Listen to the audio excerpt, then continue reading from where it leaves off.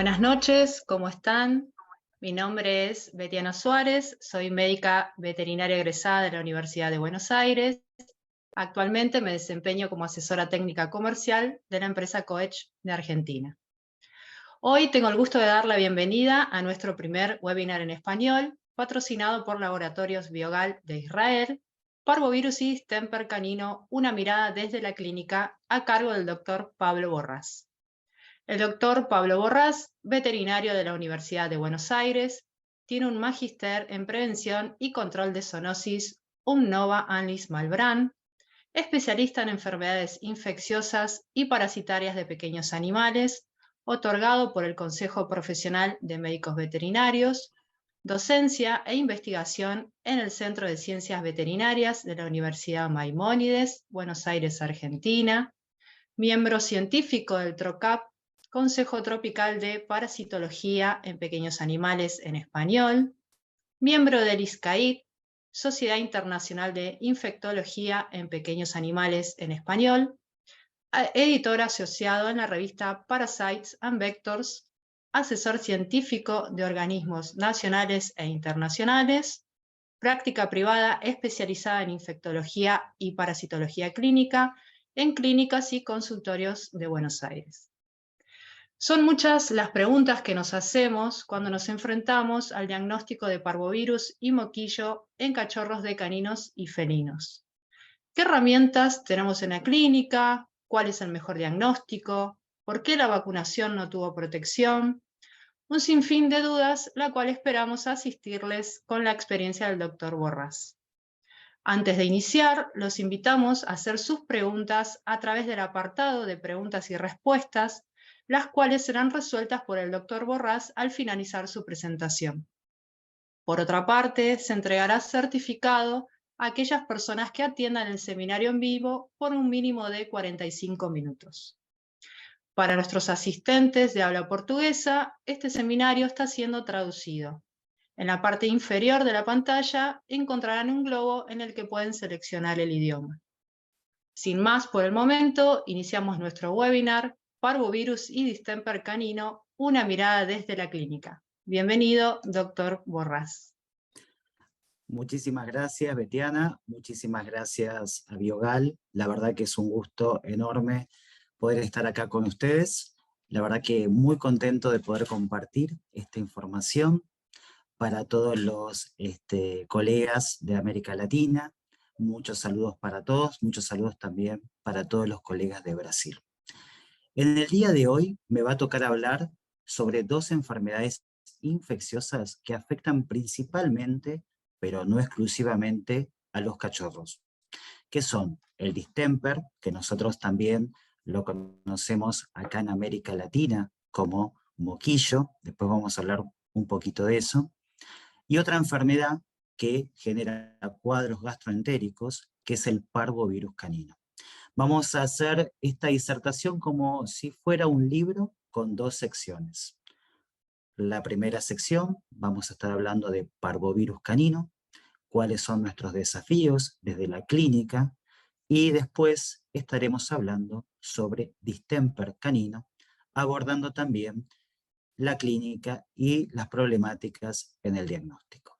Entonces, vamos a empezar con esta primera sección que tiene que ver con el parvovirus canino. Cuando hablamos de parvovirus canino, estamos hablando de una enfermedad infecciosa producida por un virus ADN monocatenario, que es un virus de la familia Parvoviridae. Este es un virus no envuelto. Y ese es un dato que tal vez nos parece que es un dato menor, pero es un dato muy importante. Los virus no envueltos tienen la característica de ser virus muy resistentes en el medio ambiente y muy resistente a la mayoría de los desinfectantes comunes que utilizamos en el hogar o a veces en un establecimiento como un criadero.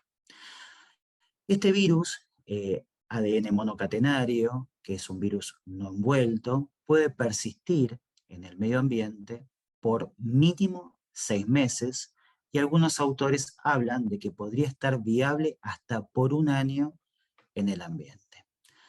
Por otro lado, Este virus que emergió a los fines de los 70, afectando a la población canina, y cuyo origen se discute entre los investigadores si fue a partir del virus de la panleucopenia felina o el pasaje de este virus de la panleucopenia felina a carnívoros silvestres y posteriormente a los caninos, ha aparecido a lo largo del tiempo en que se estableció en la población canina 3 variantes: la variante A, la variante B y la variante C, cuando estamos hablando del parvovirus canino tipo 2. La variante C es la que fue la última en ser registrada a principios del 2000. Tanto la variante A como la variante B y la variante C presentan la misma virulencia y patogenicidad. Por lo tanto, no los podemos diferenciar desde el punto de vista clínico, ¿no? En algún momento se hablaba de que la variante C era mucho más patógena y mucho más virulenta que las otras 2 variantes. Sin embargo, esto no tiene fundamento científico. Las 3 variantes tienen la misma patogenicidad y la misma virulencia. ¿Cómo se transmite este virus? Bueno, este virus se transmite por los caninos infectados. Los caninos infectados lo van a eliminar a través de la materia fecal, a través del vómito, y también otros caninos se pueden infectar por tomar contacto con fomites, es decir, objetos inanimados que estén contaminados con heces y vómito de perros infectados. La transmisión es fecoral, porque va a ingresar el virus por vía oronasal. Es la forma de ingreso del virus. Más allá que después el virus va a ingresar, se va a replicar en las tonsilas y va a ser viremia y afectar distintos tejidos, siendo uno de los órganos blancos la médula ósea y el intestino delgado, el virus solamente ingresa por vía oronasal. ¿Cuánto es el periodo de incubación? El periodo de incubación va de 4 a 14 días aproximadamente. Y acá hay un dato muy importante. Ese dato importante es que 2 días antes, aproximadamente, ¿no? Aproximadamente 48 horas antes de aparecer los signos clínicos, el canino infectado ya comienza a eliminar el virus.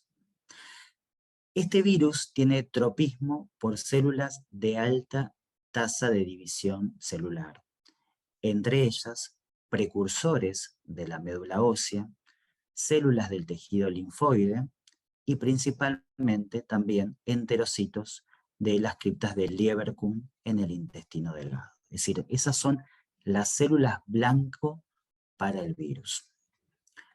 Y, como habíamos dicho, ¿es más virulenta la variante 2C? No. No existe ningún tipo de evidencia científica que la variante 2C sea más virulenta y patógena que las otras 2 variantes. Por lo tanto, desde el punto de vista clínico, nosotros no podemos diferenciar a partir de los signos clínicos qué variante es la que está actuando en nuestro paciente. Cuando pensamos en los signos clínicos de la parvovirosis canina, tenemos que tener en cuenta, y esto estamos muy familiarizados después de lo que pasó con el COVID-19, de que va a haber distintos tipos de cuadros clínicos. Va a haber pacientes con cuadros leves, moderados o severos, ¿sí? Esto tenemos que tenerlo en cuenta. No todos los pacientes que se infectan con parvovirus van a tener cuadros severos.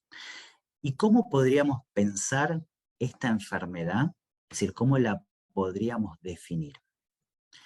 La enfermedad la podríamos definir como un síndrome, ¿sí?, de gastroenteritis aguda, que a veces puede ser hemorrágica o que muchas veces es hemorrágica y que generalmente está asociada a fiebre. Entonces, tenemos un cuadro gastroentérico agudo. Nunca el parvovirus es un cuadro crónico, ¿sí? Esto es muy importante.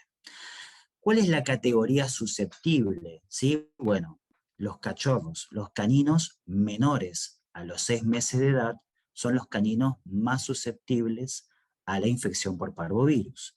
Pueden ser cachorros que no estén vacunados o cachorros que no tienen su plan vacunal completo. Por otro lado, aunque es mucho menos frecuente, también un canino adulto que no esté vacunado podría ser potencialmente susceptible, ¿sí? Pero la categoría susceptible son los cachorros menores a los 6 meses con un plan vacunal incompleto, con un plan vacunal mal diseñado, después vamos a hablar un poquito de ese tema, o caninos que no estén directamente vacunados. Entonces, los signos clínicos que nosotros vamos a tener son un cuadro gastroentérico agudo con vómitos, diarreas que pueden ser en muchas ocasiones hemorrágicas, deshidratación y en algunos casos hipertermia, ¿sí? En algunos pacientes puede haber fiebre constante. Cuando hablamos de fiebre no solamente hablamos de hipertermia, sino todo lo que es el síndrome febril, y en algunos pacientes podemos tener un síndrome de decaimiento, anorexia, donde la hipertermia es más intermitente. Como les digo, muchas veces el cuadro es leve y en muchas ocasiones el cuadro puede ser muy severo. ¿Cuáles son las complicaciones más frecuentes en esta enfermedad? ¿Sí? Una de las complicaciones más frecuentes es la septicemia, cuando existe traslocación bacteriana, es decir, las bacterias que forman parte de la microbiota intestinal atraviesan la pared intestinal debido al daño que hay en esa mucosa entérica y pueden generar un cuadro septicémico. Recordemos que nuestro paciente con parvovirus va a tener un estado de inmunosupresión. Este estado de inmunosupresión se debe a que el virus afecta a los precursores de la médula ósea, principalmente de los neutrófilos y de los linfocitos. Además, podemos tener ilio paralítico, ¿sí? El ilio paralítico se produce por la dismotilidad que se ocurre en el parvovirus. A veces ese ilio paralítico puede producirse por la hipocalemia, que es frecuente en parvovirus, o inclusive por el dolor. Y a veces esa motilidad puede estar muy alterada y muy acelerada y producir como consecuencia intususcepción, ¿sí? Lo contrario. Entonces, esas pueden ser también otras complicaciones. Complicaciones menos frecuentes puede ser pancreatitis, miocarditis. Esto ya, si ustedes recuerdan cuando estudiaban patología, cuando no había inmunidad protectora en la población canina, entonces los cachorros cuando nacían no recibían a través del calostro anticuerpos protectores. Entonces cuando los cachorros eran muy jóvenes, muy pequeños y se infectaban con parvo, se podía producir una miocarditis debido a la acción del virus que generaba una lesión típica desde el punto de vista patológico, que era el arañazo del tigre, ¿sí? Esto ya es muy poco frecuente debido a que hay cierta inmunidad circulante en la población canina, ¿sí? Internacional. Y hay algo que es muy poco frecuente, pero que está reportado en la bibliografía, que son los signos neurológicos. Las dos complicaciones más frecuentes son la septicemia, el ilio paralítico y la intususcepción. Y hay que tener en cuenta que muchas veces el parvovirus no viene solo. Viene acompañado de parásitos gastrointestinales, como los parásitos del género Cystoisospora, los que vulgarmente conocemos como coccidios, y también de los ancilostomas y el toxocara, que son nematodes. La asociación de enfermedades parasitarias en un cachorro con parvo puede generar un cuadro muy severo y complicar la evolución del paciente. Por lo tanto, tenemos que también testear a estos pacientes contra parásitos intestinales y resolver en el caso de que haya una infección asociada a nuestro paciente crítico. Hay un trabajo de revisión de la parvovirosis canina, escrito por Milonakis y colaboradores. Matios Milonakis es un experto en enfermedades infecciosas en animales de compañía, Y en un estudio que se hizo hace unos años en un hospital escuela, se evaluó eh, cuáles eran los parámetros, perdón, cuáles eran los signos clínicos más frecuentes en pacientes con parvovirus. La fiebre, a pesar de que consideramos que es algo frecuente, era frecuente, pero podía producirse en forma intermitente o en forma constante. El signo clínico más característico era el cuadro de anorexia y depresión asociado a unas diarreas, que podían ser hemorrágicas o no. No siempre el parvovirus es diarrea de tipo hemorrágica. Y esto está asociado, como cualquier cuadro de gastroenteritis aguda, también con vómitos. Por eso el febril está a propósito subrayado, porque a veces puede estar o no la fiebre, o mejor dicho, si está, a veces puede ser intermitente. La gravedad del cuadro va a depender principalmente de la edad del canino. Acuérdense que la categoría susceptible es hasta los 6 meses de edad en pacientes no vacunados o con un plan vacunal incompleto.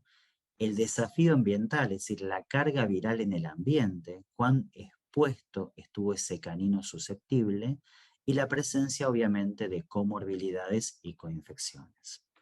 Y como les comenté anteriormente, la miocarditis hoy por hoy, ¿sí? Debido a que hay cierta inmunidad poblacional, esta famosa inmunidad de rebaño que hemos aprendido también con el COVID, hace que no sea un cuadro frecuente, ¿sí? Debido a que los cachorros adquieren cierta inmunidad gracias a la inmunidad pasiva que le transfiere la madre con el calostro. Entonces, esto se daba solamente en cachorros muy jóvenes, en las primeras semanas de vida, cuando adquirían el virus de parvo, ¿sí?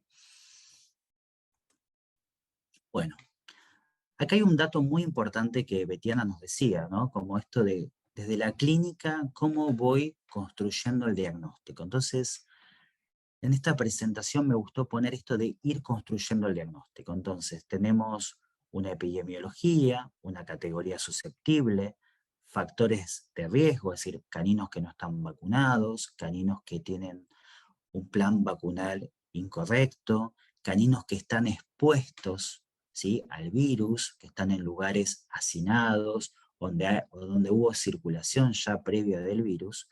Entonces tenemos también los signos clínicos, que fue lo que comentamos recién, y después lo primero que nosotros vamos a hacer es un análisis de sangre completo. En este análisis de sangre completo hay algunos parámetros que tenemos que tener en cuenta, ¿no? Porque estamos construyendo nuestro diagnóstico.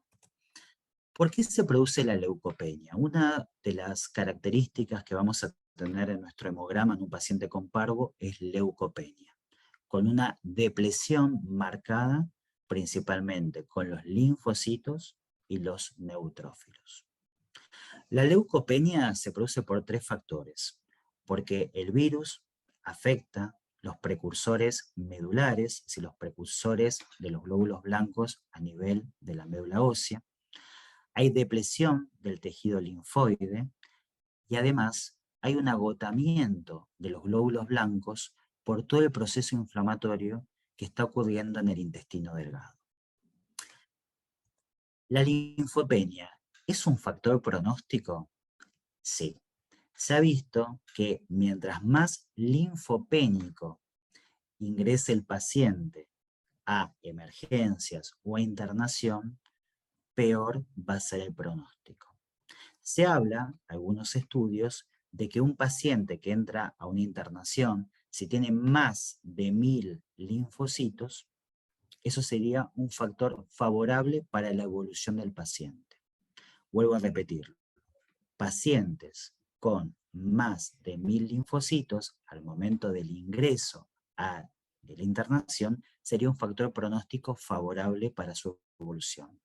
Obviamente que todos los pacientes que tengan por debajo de 1000 linfocitos su hemograma al momento de ingreso, ya el pronóstico es reservado.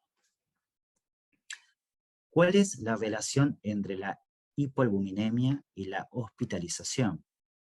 Bueno, la hipoalbuminemia, mientras más marcada sea, recuerden que en un paciente con parvo lo que esperamos encontrar con respecto a las proteínas en sangre es una hipoproteinemia general y va a haber una marcada hipoalbuminemia. Mientras mayor sea la hipoalbuminemia, mayor será el tiempo de hospitalización de ese paciente y peor será también su pronóstico.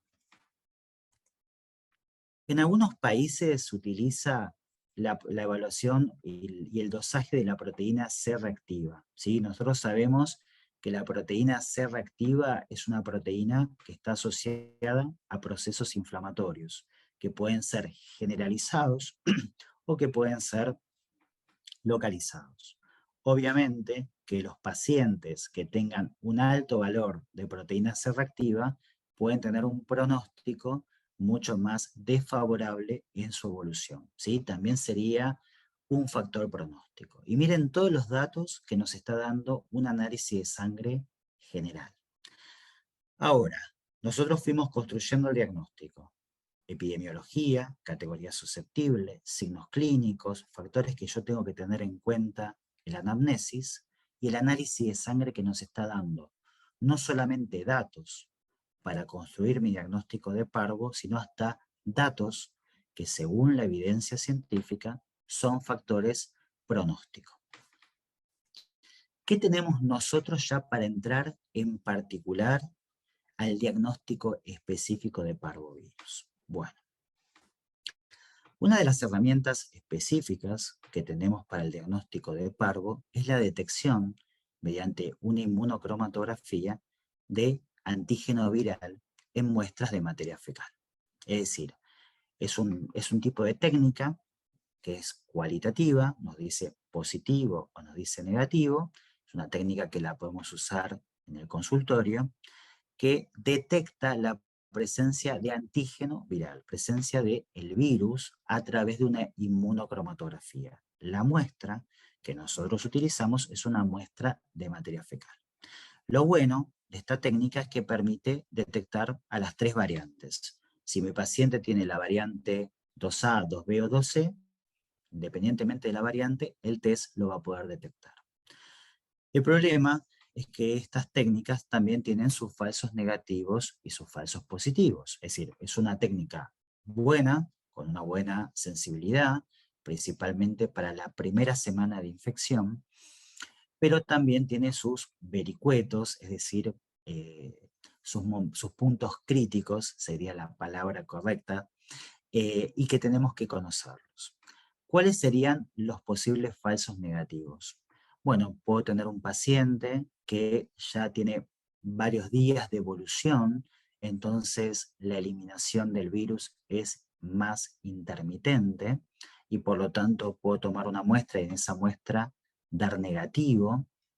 Puede pasar que también hay una especie de efecto dilucional cuando el paciente tiene un cuadro de diarrea profusa, es decir, mucha diarrea todos los días, entonces pierde mucho líquido a través de las heces y por lo tanto el antígeno viral se diluye en las heces. Entonces da un falso negativo. Y a medida que va evolucionando el cuadro clínico, se van produciendo anticuerpos neutralizantes en el lumen intestinal y por lo tanto esos anticuerpos se fijan al antígeno y el test no los puede reconocer. Por otro lado, podemos tener falsos positivos. Los falsos positivos pueden ocurrir cuando tenemos pacientes que fueron vacunados recientemente. Ahora vamos a hablar un poquito más en particular sobre ese tema, pero los pacientes a donde se aplicó una vacuna a virus vivo modificado, ¿sí? Acuérdense que existen distintos tipos de tecnología de las vacunas. Bueno, las vacunas a virus vivo modificado, el virus, aunque esté modificado, se replica, hace viremia y se replica en el paciente y se elimina con la materia fecal.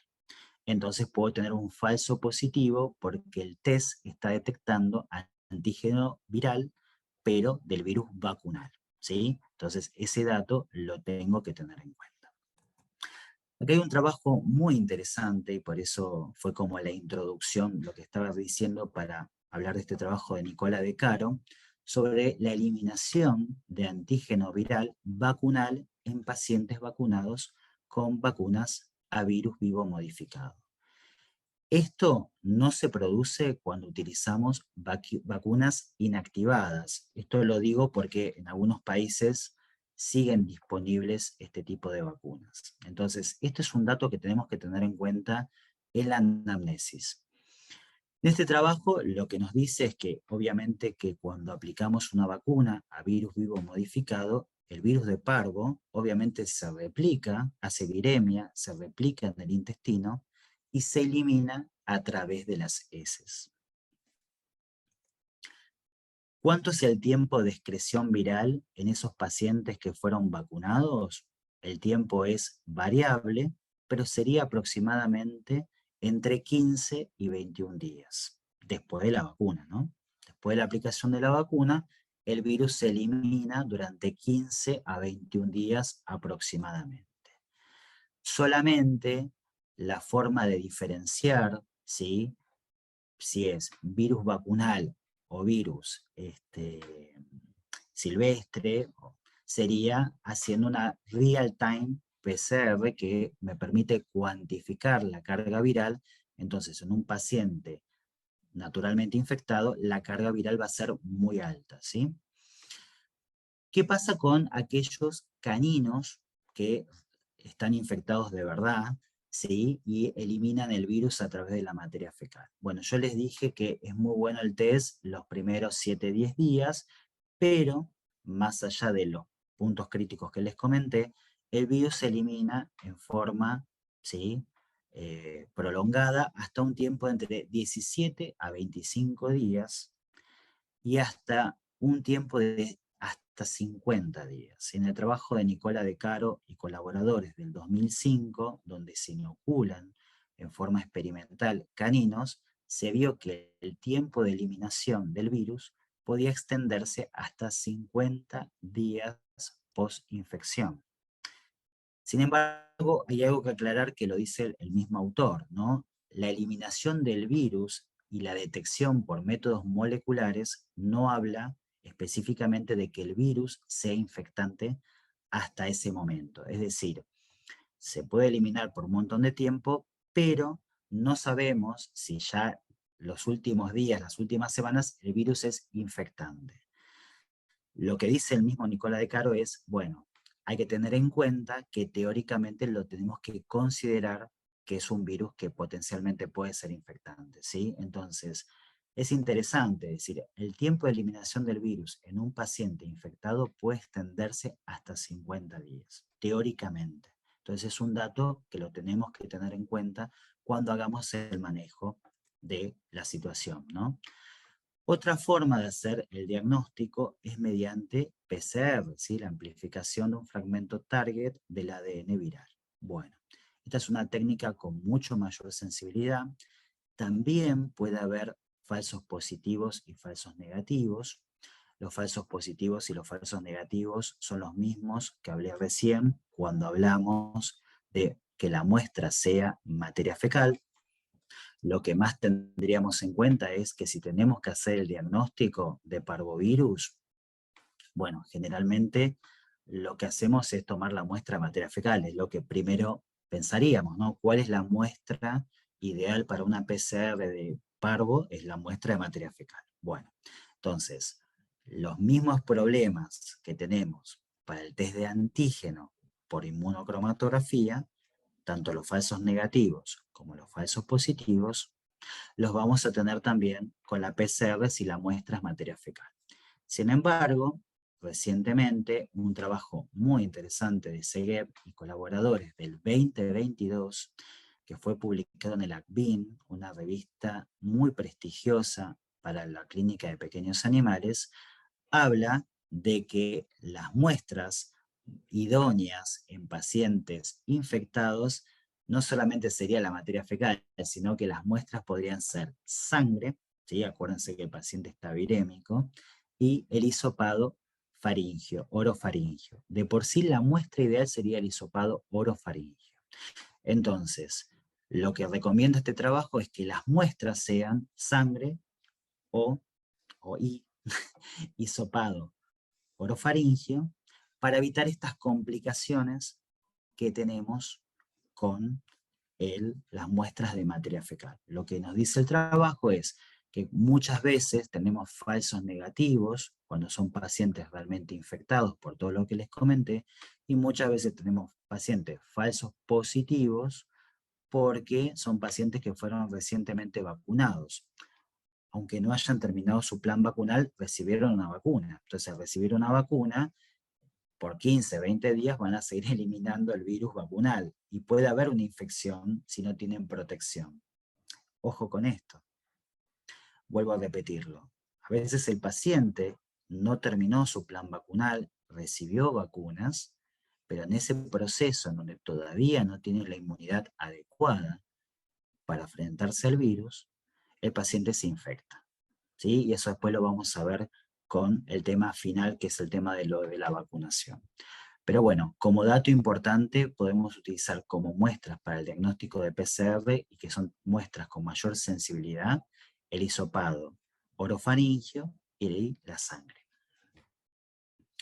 También otra técnica que es altamente confirmatoria en pacientes no vacunados y altamente sugerente en pacientes que tienen alguna vacuna, pero no terminaron su plan vacunal y sospechamos de parvovirus, es la detección por un ELISA DOT de IgM.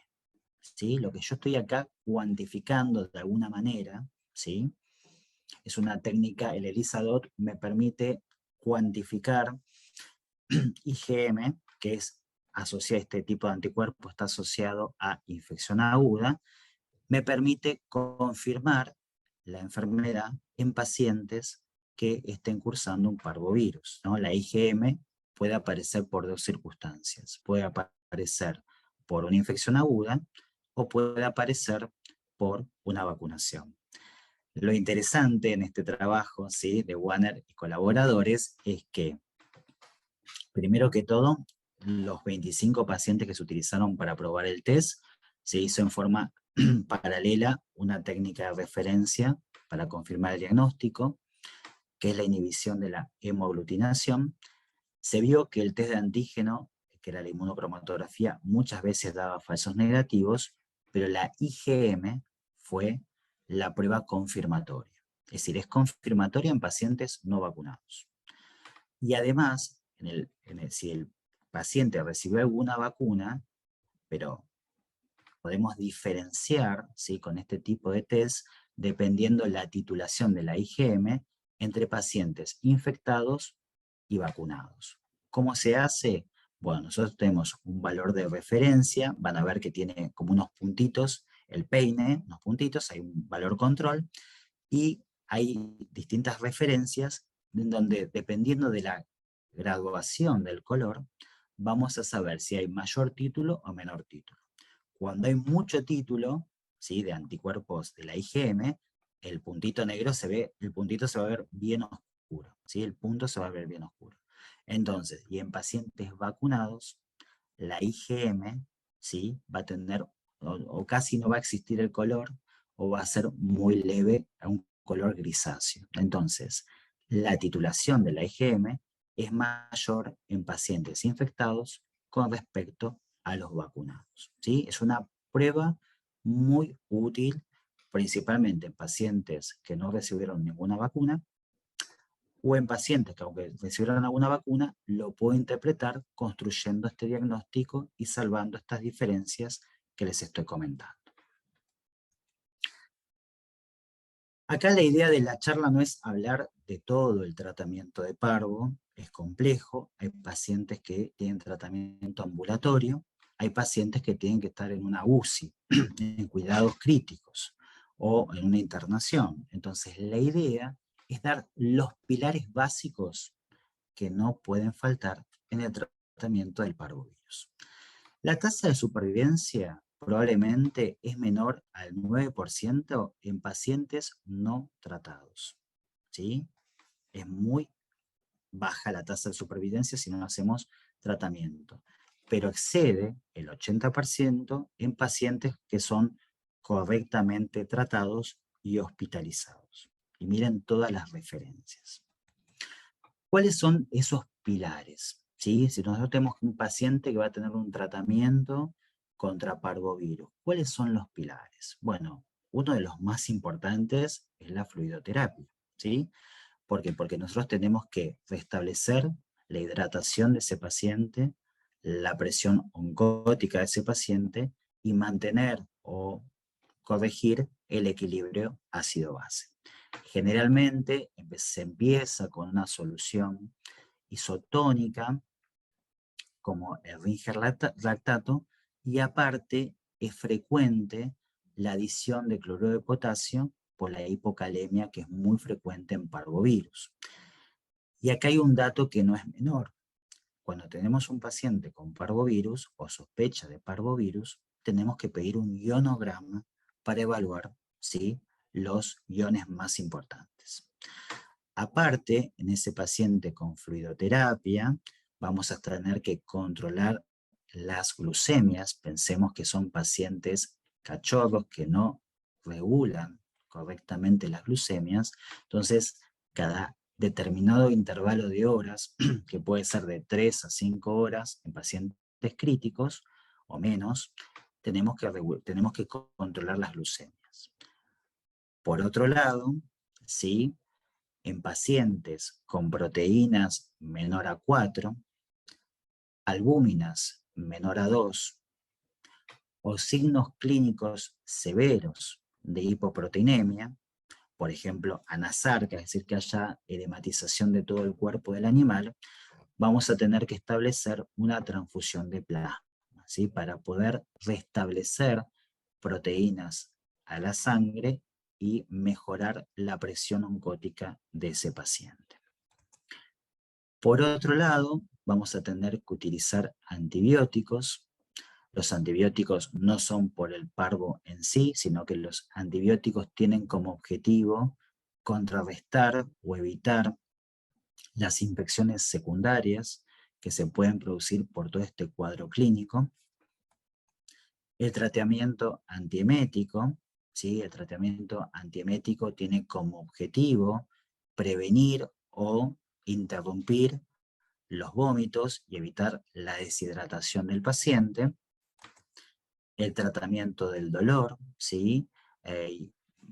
Como hablábamos recientemente, esto justo lo compartía con una colega que le quiero agradecer, que es la doctora Paola Caballero, que es jefa de internación en una de las clínicas donde yo trabajo, donde una de las causas del hilio paralítico puede ser el dolor. Y además hay todo un proceso de dolor. Por eso tenemos que manejar, y ahora vamos a ver un poco cuáles son las drogas indicadas o qué drogas tenemos que tener en cuenta o qué drogas no tenemos que tener en cuenta. Y aparte, el soporte nutricional, ¿sí? Hoy hablaba con esta doctora con la que estábamos conversando un poco los protocolos que ella utiliza de parvovirus en internación, sobre la importancia de, primero que todo, de la sonda nasogástrica como objetivo del vaciado gástrico. A veces hay contenido de líquido en el estómago, entonces aliviamos al paciente con ese vaciado gástrico y aparte el soporte nutricional cuando el paciente lo puede ya adquirir, ya sea porque no hay más vómitos o porque hay cierta motilidad. Obviamente, en un paciente donde no haya motilidad intestinal, no podemos aplicar un soporte nutricional. Esto es un dato que no es menor. Bueno, el soporte nutricional tiene como objetivo poder restablecer la integridad de la mucosa entérica y aparte de restablecer la integridad de la mucosa entérica, evitar la translocación bacteriana. ¿Sí? Todo esto tiene un objetivo muy importante. ¿Cuáles son las drogas más utilizadas en parvovirus canino? Bueno, y acá yo me basé en el trabajo de Milonakis del 2016, pero a propósito puse algunos conceptos que me parecía que eran buenos discutir en este webinar. La primera pregunta es, ¿podemos usar enrofloxacina en un cachorro, es decir, la categoría susceptible dijimos que eran caninos menores a los 6 meses de vida. Entonces, sabemos que las fluoroquinolonas pueden producir alteraciones en el cartílago de crecimiento si las utilizamos en animales jóvenes. Sin embargo, la enrofloxacina, cuando se combina con otros protocolos antibióticos, que generalmente son ampicilina o amoxicilina, porque actúan bien sobre las enterobacterias, la enrofloxacina por un periodo corto de 5 a 7 días en un paciente joven, la podemos utilizar sin que haya alteración en el cartílago de crecimiento. ¿Se entiende? Esto es muy importante. ¿La podemos utilizar? Sí, pero por un periodo muy corto, como máximo 7 días. Sí podemos utilizar otros antibióticos, pero en la enrofloxacina la podemos incluir, pero teniendo en cuenta esta salvedad. Ojo con la metoclopramida. ¿Por qué? Porque la metoclopramida, que es un antagonista dopaminérgico, lo que hace es estimular la motilidad. Pero en pacientes donde existe una dismotilidad y existen pacientes con diarrea, si a veces damos metoclopramida, puede pasar en estos pacientes que favorezcamos una intususcepción. Entonces podemos utilizar a veces otras opciones, como el ondansetron o el maropitán. El maropitán es un inhibidor de la sustancia P en el centro emético, es una excelente medicación para prevenir o interrumpir el vómito, por eso hay un trabajo que justamente habla de eso, de realmente la superioridad que tiene el maropitán con respecto al ondansetron y a la metoclopramida, y aparte, aunque no están en prospecto, sabemos que al inhibir la sustancia P, lo que produce también es un efecto de analgesia visceral. Por otro lado, hay una gran discusión internacional con respecto al uso en pacientes con parvovirus del factor que tiene que ver con la estimulación de las colonias de granulocitos, ¿sí? El filgrastim. Esta medicación, bueno, se han hecho algunos estudios que son de fines del 98, principios del 2000, en donde no se vio una disminución de la tasa de mortalidad en los pacientes que recibían filgrastim, y sí se vio, otro estimulante, ¿no?, de la colonia de granulocitos, sí se vio un acortamiento de la hospitalización.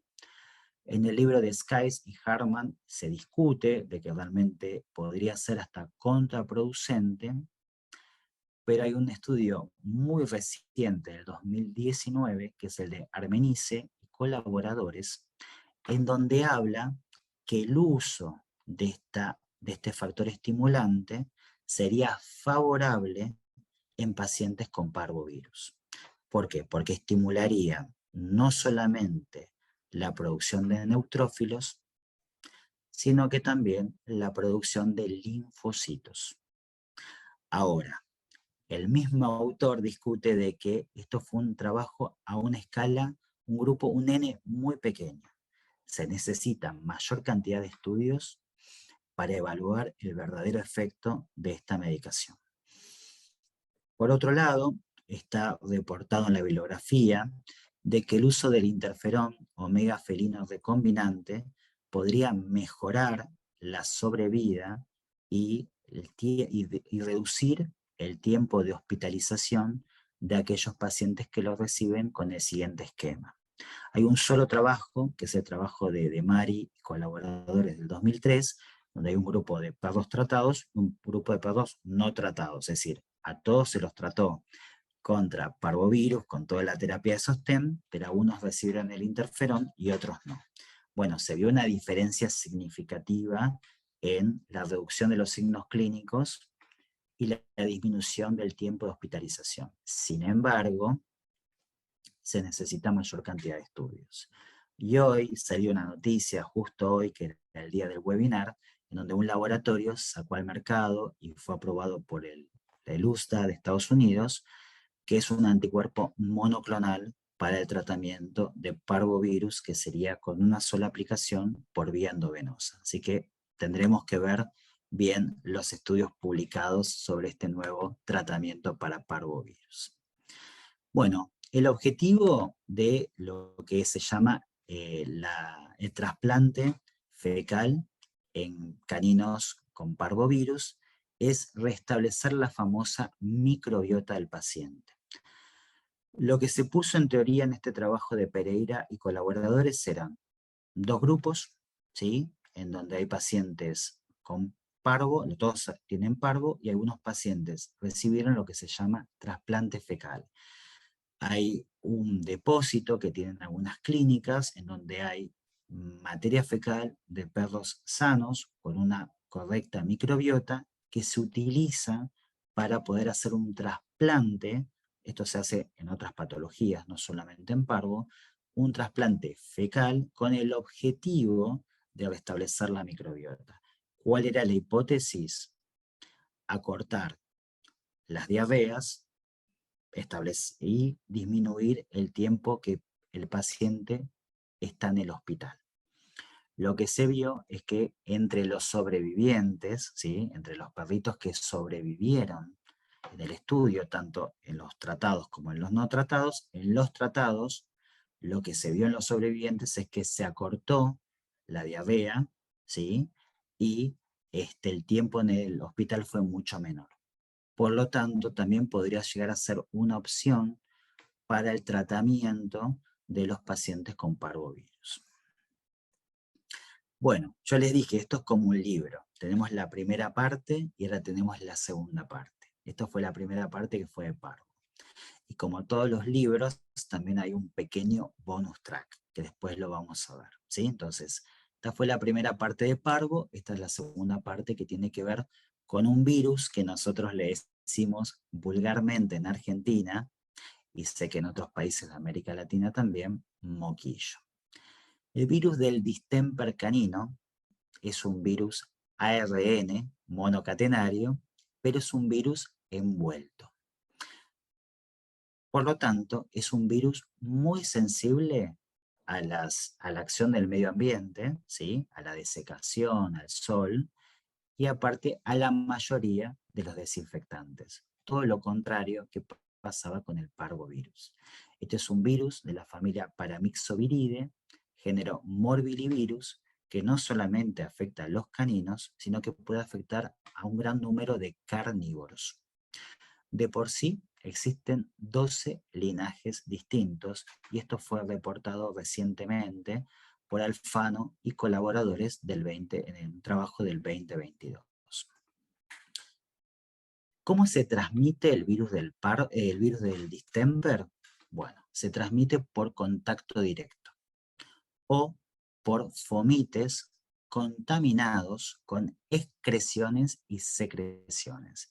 El virus se elimina por todos lados. Se elimina a través de la secreción ocular, de la secreción nasal, de la orina y de la materia fecal. Es decir, hay muchas formas de eliminación del virus y el contacto directo, ¿sí? Es una de las principales formas de transmisión. También es un virus que ingresa por vía oronasal. Y a pesar de que decimos moquillo, porque es un virus que muchas veces produce un cuadro respiratorio, bueno, también se llama moquillo porque lo que se veía antiguamente es que aumentaba el número de casos durante el invierno, por esto del contacto directo. Y miren qué interesante en este trabajo del 2017, ¿no? El 50 al 70% de los caninos que cursan la infección con distemper son subclínicos. Por lo tanto, nosotros estamos viendo cuando llegan a la clínica los pacientes con sospecha de distemper, son solamente un 30%, ¿sí? ¿Cuál es la categoría susceptible? La categoría susceptible son aquellos caninos no vacunados, en general, independientemente de la edad, y los más susceptibles son los cachorros menores a los 6 meses de edad. Ojo, pueden ser vacunados incorrectamente o no vacunados. Y eso después lo vamos a hablar. ¿Cuánto persiste el virus del distemper en el ambiente? Poco tiempo, ¿sí? Es muy sensible a la mayoría de los desinfectantes, la lavandina, el alcohol, los amonios cuaternarios, y en el césped, ¿sí? O en materia orgánica, como mucho puede sobrevivir 7 días. Ahora, ustedes seguramente escucharon que el virus del distemper es un virus que puede durar hasta 3 meses en el ambiente. Ahí hay un error conceptual, pero hay un fundamento que tiene lógica. ¿Qué pasa? El virus es muy sensible, se elimina fácilmente. Como mucho puede estar 7 días en el césped. Pero ¿cuál es el problema?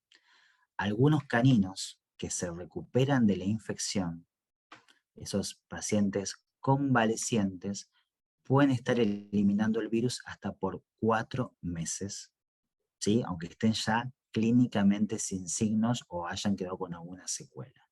Entonces, por eso está el concepto, ¿sí? De que el distemper dura 3 meses. En sí lo que pasa es que el canino puede seguir eliminando, el perro que se está recuperando, puede seguir eliminando por 3 meses el virus, 3 a 4 meses el virus. El periodo de incubación de esta enfermedad es de aproximadamente 7 días a 30 días, aunque algunos pacientes pueden tener un periodo de incubación superior a los 30 días. Como les dije, según la evidencia científica, el 50 al 70% de los casos son subclínicos. ¿Cuáles son los signos clínicos cuando vemos un distemper clínico? Bueno, va a haber signos inespecíficos como anorexia, decaimiento, ¿sí? Hipertermia, linfadenopatías, pero también puede haber distintos cuadros clínicos. Estos cuadros clínicos pueden ir apareciendo de a poco, pueden estar todos los cuadros clínicos o solamente puede haber un cuadro. El distemper es un virus pantotrópico, afecta a distintos órganos y tejidos y por eso va a producir distintas manifestaciones clínicas. A veces pueden estar todas, a veces pueden estar algunas, a veces inclusive puede haber solamente unos pocos signos clínicos o a veces puede tener el paciente un cuadro típico de la enfermedad. Podemos tener un cuadro gastrointestinal, ¿sí? Un cuadro gastrointestinal también asociado a anorexia, vómitos, diarrea, dolor abdominal, muy parecido a lo que vimos con parvo. Podemos tener un cuadro respiratorio, ¿sí? Que generalmente empieza como una neumonitis por acción del virus, que después se complica con infecciones bacterianas secundarias, por ejemplo con bordetella bronquiséptica, ¿sí? En donde el paciente empieza con tos seca, pero después hace una tos productiva, y esto es debido a las infecciones bacterianas secundarias. Además, vamos a tener a veces secreción bilateral, nasal, que puede empezar al principio como serosa y después ser mucopurulenta, y también podemos tener conjuntivitis. Y a veces, por la propia acción del virus, queratoconjuntivitis seca. Cuadro dermatológico. El cuadro dermatológico es como están viendo en las imágenes. Todos estos son pacientes míos. Lo que están viendo es pústulas, ¿sí? Producidas por esa inmunosupresión que genera el virus del distemper. Entonces hay una proliferación del Staphylococcus pseudointermedius. Entonces podemos ver estos problemas dermatológicos. Y el cuadro más típico, o el que por lo menos asociamos más, es el cuadro de tipo neurológico, que uno de los signos clínicos más característicos del distemper son los mioclonos o los tics neurológicos. Aparte, otra de las características clínicas que podemos detectar en nuestros pacientes, como están viendo ustedes acá en la foto, es lo que se conoce como hiperkeratosis de las almohadillas plantares. ¿Vieron? Las almohadillas plantares están como si fuera una costra, están engrosadas y a veces también puede estar afectado el plano nasal, ¿no? Pueden ver un engrosamiento, una hiperkeratosis del plano nasal. Generalmente, cuando se produce esto, es un factor pronóstico malo o reservado debido a que las cepas neurotrópicas que afectan el sistema nervioso, principalmente, van a generar primero este signo y después aparecen los signos clínicos neurológicos. ¿Esto es 100% así? No. Pero en muchos casos puede ser que sea una antesala para que aparezcan después los signos neurológicos. Nos está hablando del tipo de cepa. Y esto que parece más un dato casero, tiene evidencia científica. Entonces, los signos clínicos neurológicos son los que más tenemos en cuenta en el distemper, o por lo menos lo que más asociamos, más allá de todo lo que les hablé. Generalmente los signos neurológicos aparecen al día 20 de aparecer los primeros signos clínicos del distemper, pero ojo, muchas veces puede ser que ese canino con distemper debute con signos neurológicos. En la universidad nos enseñaron de que generalmente el distemper empieza con un cuadro febril, después aparece el cuadro gastrointestinal, la bronconeumonía y después el cuadro neurológico. Bueno, esto no siempre es así. A veces el paciente debuta con un cuadro neurológico. Y esto es una frase de Fernando Pellegrino, uno de los grandes neurólogos que tenemos acá en Argentina. En nuestros países, en América Latina, la principal causa de convulsión en cachorros menores a los 6 meses de edad es el distemper, ¿sí? ¿Por qué? Porque es una enfermedad que puede generar, cuando es distemper neurológico, una enfermedad neurológica multifocal que afecta principalmente el encéfalo, de comienzo insidioso y de progreso rápido. A veces también puede haber lesiones focales en la médula espinal y generar paresias o plejías, perdón, parecias o plejías, pero eso es menos frecuente, ¿sí? Porque no es decir, puede pasar, pero es lo menos frecuente en distemper. Generalmente lo que más afectado está es el encéfalo.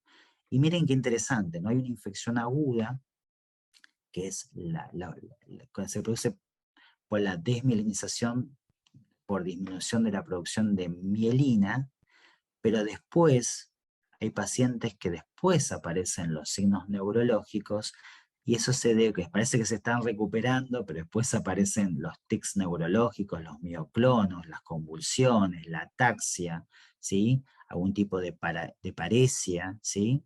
Y eso se debe a un proceso inmunomediado, principalmente mediado por los linfocitos T autorreguladores, que es un proceso más inmunomediado, donde existe una desmielinización.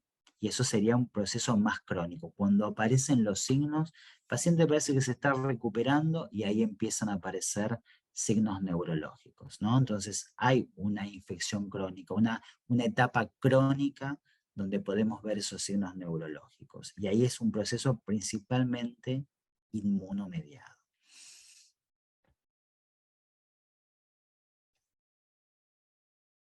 Ahí lo que estamos viendo, lo vuelvo a poner, es el típico tic neurológico o mioclonía, ¿sí? Que a veces puede aparecer en las extremidades, a veces puede aparecer en las orejas. Generalmente cuando debuta esto, aparece muchas veces. Lo primero que notan los tutores es que se manifiesta cuando el animal está en reposo o está durmiendo, y después empieza a exacerbarse. Después pueden aparecer otros signos clínicos, como signos clínicos de encefalitis, convulsiones, ¿sí? Ceguera, nistagmo, pero a veces los primeros signos clínicos son estos mioclonos, ¿no? Masticación en chicle, ¿sí? Que a veces podemos ver como algunos pacientes debutan, como están viendo ahí, y a veces puede ser pacientes que se han recuperado, como el que están viendo ahí, que es un paciente que ya pasó el distemper hace mucho tiempo, pero es un paciente que quedó con una secuela, ¿sí? Entonces hay pacientes que quedan con secuelas. Obviamente que los pacientes con distemper neurológico tienen peor pronóstico que los otros pacientes, ¿sí? Que tienen otras manifestaciones clínicas sin signos neurológicos. Bueno, ¿cómo construimos el diagnóstico? Tenemos también pruebas específicas. Una de las pruebas específicas es la detección de antígeno viral del virus del distemper canino, que podemos utilizar distintos tipos de muestras. Acá también tenemos una inmunocromatografía que detecta el antígeno viral. Generalmente la prueba va a ser más sensible los primeros 7-10 días en pacientes febriles. La muestra ideal es el hisopado ocular, pero también la podemos hacer de hisopado nasal, de sangre o de orina. Y puede haber falsos positivos si el canino recibió una vacuna a virus vivo modificado en los últimos 15 días. Entonces, ojo con esta información. También podemos tener falsos positivos con pacientes que fueron recientemente vacunados con virus vivo modificado. Otra forma de diagnóstico es también con una PCR transcriptasa reversa, no es real time, sino que es transcriptasa reversa, porque acuérdense que el virus del distemper es un virus ARN, entonces primero hay que hacer un molde de ADN y a partir de ahí la amplificación del fragmento del gen target que queremos detectar. Bueno, este tipo de PCR es muy útil, tiene mayor sensibilidad, muchísimo mayor sensibilidad que el test de antígeno, y podemos usar distintos tipos de muestra, como sangre, orina, ¿sí? Acuérdense que el virus se elimina por orina, secreción nasal y conjuntival, heces, inclusive líquido cefalorraquídeo. La muestra ideal, sería secreción nasal o hisopado nasal, mejor dicho, hisopado nasal, para hacer la PCR, pero se puede utilizar cualquiera de estas muestras. Y también, y acá tiene también es muy confirmatoria esta prueba, cuando son pacientes no vacunados, que es la detección de IgM. ¿Sí? La detección de IgM también, al igual, es el mismo test que el de parvo, porque lo que hace este test es genial porque detecta IgM de parvo e IgM de distemper. Bueno, la IgM es confirmatoria en pacientes no vacunados y también permite evaluar el grado de titulación, entonces, donde el título va a ser bajo en pacientes vacunados y el título va a ser alto en pacientes infectados. Y la persistencia de la IgM en un paciente naturalmente infectado por distemper es de aproximadamente 3 meses, ¿sí? Y es una prueba muy útil para el diagnóstico. ¿Cómo hacemos también estos pilares del tratamiento? Bueno, los pilares del tratamiento son la antibiótico terapia, para trabajar principalmente con las infecciones bacterianas secundarias, la terapia de sostén, fluidoterapia, nebulizaciones, colirios oculares, antieméticos, dependiendo de los signos clínicos que tengamos en el paciente, el uso de vitamina A y el uso de vitamina E, que actúan protegiendo la mielina contra los radicales libres que se generan. Entonces es una forma de proteger la mielina de los nervios, y tratamiento anticonvulsivante en pacientes que presenten signos clínicos neurológicos que lo requieran. Acá hay algo muy importante que me gustaría aclarar. Muchas veces el paciente con distemper lo trabajamos en forma conjunta, ¿sí? El neurólogo, el infectólogo, el clínico y a veces otras especialidades, ¿no? Hoy por hoy tenemos que tener en cuenta que tenemos que trabajar en forma conjunta para llegar a un mejor diagnóstico, tratamiento y pronóstico de nuestro paciente, ¿no? Hoy también quiero nombrarla, estuve hablando con la neuróloga con la que trabajo, que es Laura Basoler, que también estuvimos discutiendo algunas cosas del tratamiento. Bueno, algunas cosas que discutimos del tratamiento. ¿Hay algún antiviral para el tratamiento del distemper? Bueno, en forma experimental, en forma in vitro, se vio que la ribavirina inhibe la síntesis de ARN y puede ser efectivo para el tratamiento de distemper. De por sí está incluido en el protocolo de Fernando Pellegrino y realmente hace poco yo lo empecé a utilizar dentro del protocolo de tratamiento, ¿sí? Es una opción eficaz, es una opción, mejor dicho, me corrijo, es una opción que puede proveer mayores herramientas para la evolución del paciente, ¿sí? Es decir, se requiere mayor cantidad de estudios porque lo que se observó con la ribavirina es que in vitro inhibe la síntesis de ARN en el virus del distemper y es una droga que se utiliza para el tratamiento del sarampión, que es un virus primo hermano del distemper. ¿Sí? En humanos se utiliza para el tratamiento del sarampión. Entonces, aplicamos el protocolo de ribavirina en pacientes con distemper. Y en el caso del distemper neurológico, principalmente el de infección crónica, ¿sí? Que los signos clínicos que estamos observando son por una reacción inmunomediada, lo que podemos utilizar es la aciatoprina. La aciatoprina es una medicación que se puede aplicar por un ciclo de 15 días a 1 miligramo kilo cada 24 horas, porque es un inmunomodulador y podría favorecer en esos pacientes, principalmente con infección crónica, donde estamos viendo esos cuadros neurológicos inmunomediados, podríamos favorecer la evolución de esos pacientes. La administración de la aciatoprina es 1 miligramo kilo cada 24 horas durante 15 días. Sin embargo, la aciatoprina es una medicación que puede generar leucopenia y plaquetopenia marcada. Por lo tanto, hay que hacer hemogramas controles cada 7 días durante el tiempo que estemos usando esta medicación.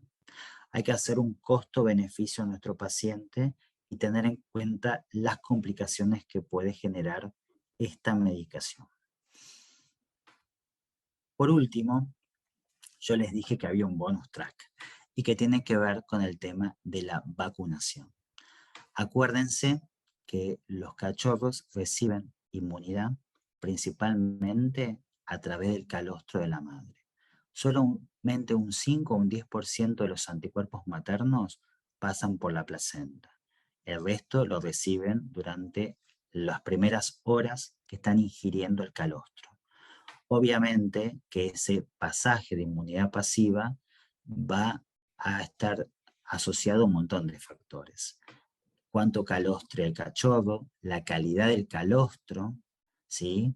Y principalmente el tiempo, ¿no? Ustedes acuérdense que para que los anticuerpos maternos puedan ingresar al canino, necesitamos que haya una inhibición de la tripsina, tiene que haber una expresión de receptores específicos en la mucosa entérica para captar esos anticuerpos maternos, y eso ocurre en las primeras 24 horas. Esos anticuerpos maternos van a conferir protección contra los patógenos que esté protegida la madre durante un tiempo, hasta que generalmente son 7, 8 semanas, hasta que en un momento esos anticuerpos van a comenzar a descender y no protegen contra nuevas infecciones, pero cuando aplicamos vacunas no permiten que el cachorro pueda generar su propia respuesta inmune.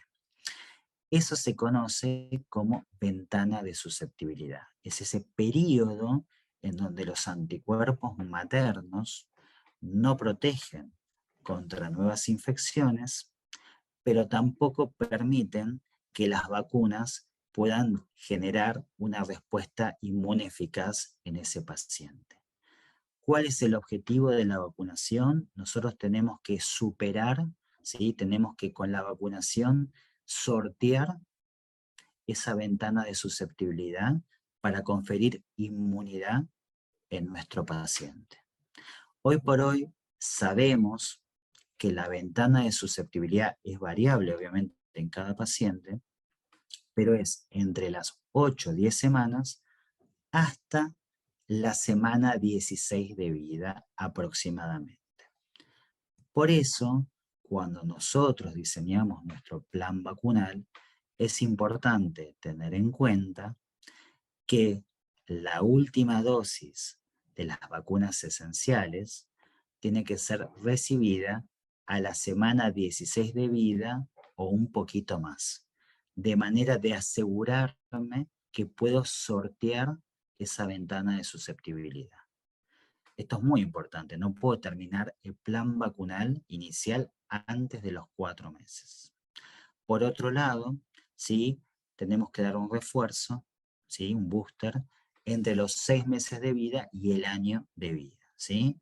Pero acá es muy importante, cuando nosotros desarrollamos ese plan vacunal, la última dosis de las vacunas esenciales tiene que ser administrada a los 4 meses de vida o un poquito más, ¿sí? 4 meses y medio, ¿sí? Ojo con esto, es un dato muy pero muy importante. Hoy por hoy también tenemos la suerte de contar con un kit que nos permite detectar IgG, ¿sí? Así como hablaba de que podíamos detectar la IgM en distemper y parvovirus para el diagnóstico de estas enfermedades, también tenemos un kit que nos permite evaluar inmunidad a partir de la detección de IgG para 3 virus que son inmunoprevenibles, que son el adenovirus canino tipo 1, el parvovirus y el distemper. ¿En qué situaciones tengo que utilizar este test? Bueno, evalúa principalmente si un paciente tal vez tuvo la enfermedad, es una forma retrospectiva de poder hacer el diagnóstico de alguna enfermedad, de alguna de estas enfermedades en algún paciente. También permite evaluar cuando tengo que hacer una revacunación, puedo evaluar si tiene títulos de anticuerpos protectores, entonces si tiene títulos de anticuerpos, puedo evitar esa vacunación. Es una forma de realmente constatar de que ese paciente tiene títulos de anticuerpos protectores. Por otro lado, también me permite evaluar lo que se conoce como perros no respondedores, ¿sí? Hay algunos linajes genéticos de Rottweiler y de Doberman y de otras razas que tienen un defecto genético que altera el complejo mayor de histocompatibilidad, que hace que no puedan producir o produzcan bajos niveles de anticuerpos contra el virus parvo y contra la rabia. Entonces, en estos pacientes los tenemos que detectar y sacarlos de los planes de reproducción, ¿sí? Esta es una forma también de poder detectarlos. Y además es una excelente forma de evaluar la inmunidad provista por mi plan vacunal inicial, ¿no? Cuando yo hago mi plan vacunal en ese canino, termino a los 4 meses o un poquito más las vacunas esenciales, bueno, a los 5 meses de vida puedo hacer este test para evaluar si hay inmunidad protectora que va a estar asociada a la vacunación. Si lo hago antes, puedo tener errores de interpretación porque puede haber una interferencia con los anticuerpos maternos. Bueno, muchísimas gracias, queridos colegas. Ahí está mi Instagram y muchísimas gracias por estar aquí presentes y muchas gracias a Biogal por esta invitación. ¿Se escuchó bien? Muy bien, doctor. La verdad que es un placer escucharlo. La presentación muy clara, se entendió bastante bien todo lo que nos comentó. Así que nada, es un placer escucharlo. Gracias. Vamos a comenzar con algunas preguntas que nos estuvieron haciendo a lo largo de la charla. Muchas se fueron contestando a medida que usted fue hablando, pero hay otras que, bueno, por un tema de tiempo, lo que vamos a hacer es ir anotándolas y después se las vamos a enviar. El doctor las va a contestar y también le vamos a enviar la charla grabada, ¿sí? Una de las preguntas que vi que se repitió bastante fue, por ejemplo, ¿cuánto tiempo después de dar de alta a un paciente, ya sea por parvovirus o distemper, se tiene que volver a vacunar? Y si se debe realizar un esquema completo nuevamente. Bueno, primero que todo, lo que tenemos que hacer, y acá voy a citar a Gabriela Pérez Tor, que es una de mis grandes mentoras, que tiene que ver con hacer una correcta valoración del paciente. Primero que todo, tenemos que ver cuánto tiempo, es decir, ese paciente, cómo quedó su hemograma, su bioquímica, clínicamente. Es decir, primero tenemos que asegurarnos de que nuestro paciente esté clínicamente bien. Para parvo puede ser un tiempo que es variable, 15, 20, 30 días. Yo recién vacuno cuando realmente el paciente esté correctamente, clínicamente bien, y el hemograma y la bioquímica sanguínea esté ya en parámetros normales o casi normales, ¿sí? Con respecto a distemper es más complicado, a veces tenemos que esperar más tiempo, por esto que yo comentaba, y justo hoy lo hablaba con la neuróloga, que a veces tenemos que esperar un poco más de tiempo por estos signos neurológicos que pueden aparecer por infección crónica, a veces tenemos que esperar más tiempo, entonces estos pacientes tienen que seguir un seguimiento. Por otro lado, ¿cómo hacemos el esquema? Bueno, sinceramente va a depender de qué, es decir, creo que recién quedó muy claro el tema del bonus track. En el bonus track dijimos que la última dosis tenía que ser a los 4 meses o un poquito más. Pensemos un poco con parvo, 3 meses, internado, pim, pam, pum, hasta que se recupera clínicamente, pasó un mes. Bueno, en ese canino, después de los 4 meses, que es como volver a empezar el plan vacunal, generalmente lo que hacemos es aplicar 2 dosis de sextuple con leptospirosis y después la vacuna antirrábica. Es decir, acá el concepto es, no se lleven una receta, llévense el concepto. Es decir, si yo tengo un paciente que tuve que interrumpir su plan vacunal, lo que tengo que hacer es, cuando lo retome, me tengo que asegurar que haya pasado primero su ventana de susceptibilidad. Y segundo, generalmente en esa primo vacunación, como voy a agregar leptospirosis, y hoy por hoy para Guasaba es una vacuna esencial, y para nuestra región es una vacuna esencial, siempre la primo vacunación de lepto son 2 dosis. Entonces, un paciente de más de 4 meses sí o sí tiene que recibir 2 dosis de sextuple con lepto y después la antirrábica. ¿Cuáles son los intervalos de vacunación? El intervalo mínimo 15 días, el intervalo máximo 30 días. ¿Se entiende? Entre vacunas, ese es el tiempo que yo puedo jugar entre vacunas. Perfecto, Doc. Bien, otra pregunta, hubo muchas preguntas relacionadas con la vacunación, que se ve que estaban ansiosos por recibir el bonus track Muy bien. y fueron preguntándolo de antemano. Una pregunta también que hicieron es, ¿cuándo es conveniente vacunar a la madre para que esos anticuerpos pasen a los cachorros? Bueno, primero que todo está completamente contraindicado vacunar una perra gestante, siempre. ¿Sí? Lo mismo que una gata gestante, ya de paso lo digo también. Lo que nosotros tenemos que hacer es preparar a nuestro paciente antes del servicio con un correcto plan vacunal. Entonces, ese correcto plan vacunal va a depender también de cada región. Acá nos están escuchando de distintos lugares. Pero sí vamos a tener en cuenta las vacunas esenciales, adenovirus, parvo, distemper, rabia y leptospirosis para nuestra región, y después puede haber otras vacunas anexas como la vacuna de bordetela bronquicéptica. Bueno, nosotros lo que recomendamos, lo que se recomienda es, antes del servicio, asegurar una correcta vacunación de manera tal que cuando nazca la camada, esta madre le pueda proveer anticuerpos contra los patógenos más frecuentes a su camada, ¿sí? Perfecto, doctor. Bueno, por cuestión de tiempo no vamos a poder responder más preguntas. Igualmente les repito, quédense tranquilos que tomamos nota de todas. El doctor las va a leer, las va a contestar y también les vamos a enviar la charla que quedó grabada. Así que en breve van a estar recibiendo toda la información. Bueno, doctor, muchas gracias por tan magnífica e interesante conferencia que yo creo que aclaró bastante las dudas que tenemos con respecto a lo que es el diagnóstico y la prevención de estas enfermedades. Así que agradezco a Biogal por seguir apoyando al gremio con este programa de educación continua. Y bueno, muchas gracias a todos por su asistencia. Que tengan muy buenas noches.